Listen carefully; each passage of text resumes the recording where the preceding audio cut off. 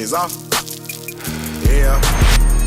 Yes guys, welcome back to another video on the channel, and today we're going to get straight into it. I'm not going to waste any of you guys' time today. We're going to get straight into a breakdown of one of the trades which we didn't take on Friday. It didn't have the best risk to reward, that's the reason we didn't take it. And it was partially because I was going through security in the airport. It was a bit of a rush getting to this trade. But I'm going to break down one of the trades that you could have taken on Friday. It wasn't the cleanest setup. I mean, the whole week wasn't the clean price action, but this was one of the setups which you could have taken on Friday. So we had news at 10 AM. We was waiting for the news at 10 AM. It was PMI, I believe it was PMI. And then once the news came out, it swept sell side and offered a clean displacement higher. And we will break down this trade now. So let's get straight into it. So first of all, prior to the 10 AM news, you want to go on to the 15-minute time frame. So you head on to the higher time frame. You want to mark out the major swing highs and swing lows. And today we are in a discount, as you can see, on the 15-minute time frame, and we are looking for sell side to get swept. We have a bullish bias, and the reason we have a bullish bias is because if you head on to even the daily time frame, we've tapped into this daily bullish gap, and we have no more buy side or major buy side levels to get swept. So preferably we want to look for longs. On the 15-minute time frame, you can see we're in a discount, so it would be good to see a sweep of sell side, a tap into one of these 15-minute bullish gaps here, and then we can look for a move higher to target the 50% or the 62% retracement of this entire downwards move. So if you mark from the top, this is a Fibonacci retracement tool. In another video, I'll break down how you can set up your fib tool, but it is one of the tools which we do use. You mark from the top of this high on the 15-minute to the bottom here. As you can see here, this is the 62% retracement of this move here and a 50%. And this high, this previous swing high, lands with a 15-minute bearish around the 50 to 62% retracement. So that high is a target which we would put for our final TP. This is a level which we'd use. This would be a nice level as well, and this would be a major buy side liquidity which you would like to mark out. And then prior to the 10 AM news, you want to mark out sell side liquidity as well. So you want to mark out this equal lows, which I had marked out on NQ. It didn't actually come down and sweep it. It actually swept a minor sell side liquidity prior to the 10 AM news and their displacement higher, but we didn't get a sweep of that. But it was still okay setup. It was only the risk to reward on that trade wasn't the best. That's all it was. It didn't give you the best stop loss placements. That's the reason we didn't take it, and I was rushing through security in the airport, so my apologies for that. So now we've marked out on the higher time frame the key and wait to see what price. That's all you got to do is mark out,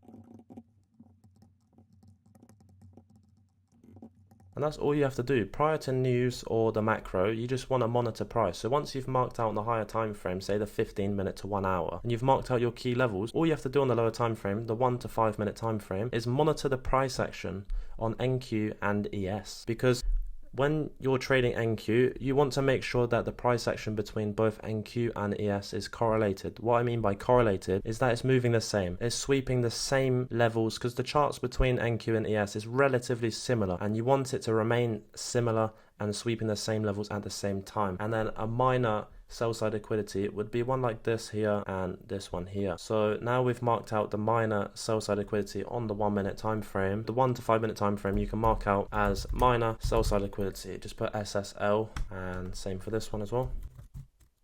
So now we've marked out our minor levels of sell side liquidity, and we're in a discount. We're going to wait until 10 AM for these levels to get swept. So we're going to mark that out, that both of these minor levels have now been swept. So you can delete this one, it's already been swept, and this one has now been swept. So we're going to mark out that price has now swept sell side liquidity. As simple as that. You're going to mark out that it's been swept. The macro runs from 9:50 AM to 10:10 AM. So you want to know that as well, because the news comes out at 10 AM, but you must find an entry and a clean setup in the next 10 minutes after the 10 AM news. If you don't get a clean setup, and even if it's 10:12, only 2 minutes or 1 minute past the macro, you do not enter. You wait until the next macro, which runs from 10:50 AM to 11:10 AM. There's two macros in the AM session which we look at: 9:50, 10:10, and 10:50, 11:10. There you go, sell side swept prior to the 10 AM news. So now we want to see news come out and displace higher. And look, prior to the news, it created a previous swing high after sweeping sell side on the lower time frame. It swept a minor sell side liquidity here, and this would be our displacement level. So you'd mark that out prior to the news as displacement. Wait for the news. And there you go. So the news came out, it displaced higher, it swept sell side, and we have a bullish bias coming out of a discount, and we're targeting a premium, which is at a 50 to 62% retracement of that downwards move, which I showed you earlier. And we've marked out this buy side level here. You're going to mark out this bullish fair value gap. We're inside of the macro and we've displaced higher. So this is a clean setup to go long. The only issue is, as you can see, this fair value gap here is a 42 handle gap, which is extremely big. And our stop placement, our maximum stop placement on a trade is 25 handles. So we would look for price to come down to around a 50% retracement. We came very close to a 50% retracement. I was about to enter inside with the group. However, we didn't almost get there and it left without us. That's all it was. We didn't get a clean entry because our stop placement, we want to put our stops around this level here, not inside of the bullish gap. Because if we was to get stopped out and price came down and then it went without us, then we'd get stopped out and it would still be a valid trade to go long even though we'd been stopped out. You want to make sure your stop is in a valid position. So look, let's watch price come down close to a 50% of the gap, but not enough for us to get filled. So that's as low as it actually went. Let's say you went long at this level here and you would then run your stops at these lows here. It would be almost a 30 handle stop. That would be a valid stop. I know a few people inside of the group did take this trade and they left their stops inside of this bullish gap at around 18 handles. And then your final TP at the buy side liquidity.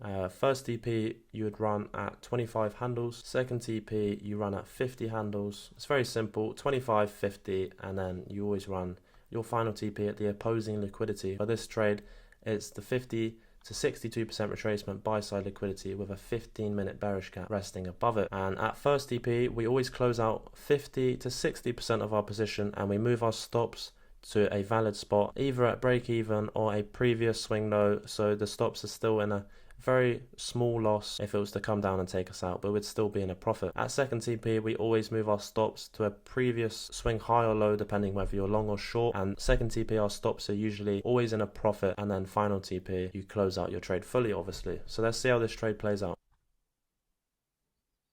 So first TP got hit, you would close out 50 to 60% of your position and move your stops, in this case, to this previous swing low, which is like one handle below break even. So it's almost basically break even at this point. You would be 50 to 60% closed out of your position.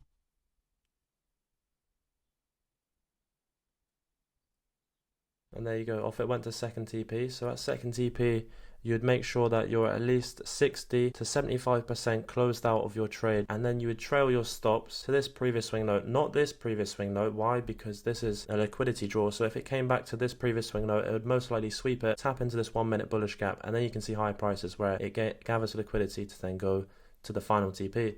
So we move our stops to this swing low below this swing low. So you'd move your stop to this level here. Simple. And let's see how this trade plays out. So I always move my stops 2 swing lows behind, not the previous swing low, but usually the swing low behind the previous swing low. So 2 swing lows behind, because price in a buy scheme, sometimes it will retrace, sweep that previous swing low because people are trading their stops, gather more liquidity to then go to the next TP or even the final TP. So now we've created another swing low here. We're then going to trail our stops to this previous swing low at 800.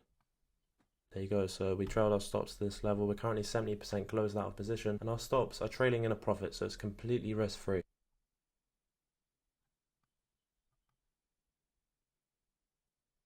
And there you go, it went all the way to the final TP, securing 85 handles. We did not take this trade inside of the group because of many factors. You know, I was going through security in the airport and there was a bit of a rush, and also it was mainly due to the fact we couldn't find a place for our stop to be in a valid position. We don't want to risk 30 handles on a trade, so it's best we just sat out of that session. But I'm showing you guys a trade that you could have taken last week. This was one of the cleanest setups which we experienced last week because the price action was not the best. However, if you guys have any questions which you have on your mind and you want me to answer, then drop them in the comments of this video and I will try my best to answer as many questions as possible. I know you guys have a lot of questions, always hitting up my DMs, always in Instagram and Telegram, and I try my best, but I can only answer so many questions. The best place to ask your questions is below in this YouTube video.